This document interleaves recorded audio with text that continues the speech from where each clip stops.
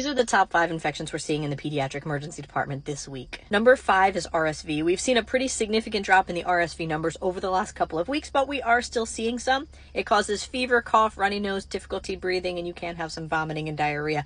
Mostly impacts younger infants and toddlers. Number 4 is COVID. Just this week, we've seen a pretty significant increase in the COVID patients in our pediatric emergency department. In the last couple of months, I've probably only diagnosed 1 or 2 a month in the ER, and the normal test that we do is a flu RSV COVID test for like normal, pretty healthy kiddos. Number 3 is still norovirus. We're still seeing a lot of acute viral gastroenteritis that resolves after a couple of days. Fairly violent GI symptoms though. Like, I cannot understate how violent the symptoms are.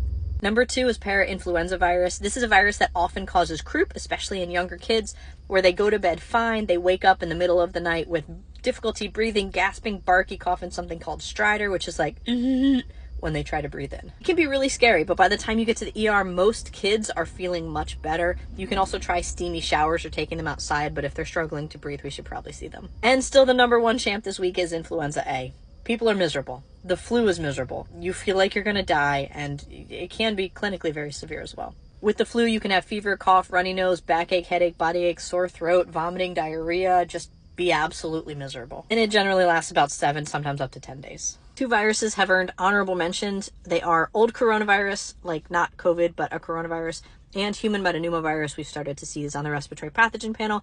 Human metapneumovirus can make it very difficult to breathe, and there are a lot of kids that do need respiratory support with it, so things to keep your eye on, as we may see more of this in the next couple of weeks. Now you know what's out there. Do the things that you know how to do to keep yourself safe.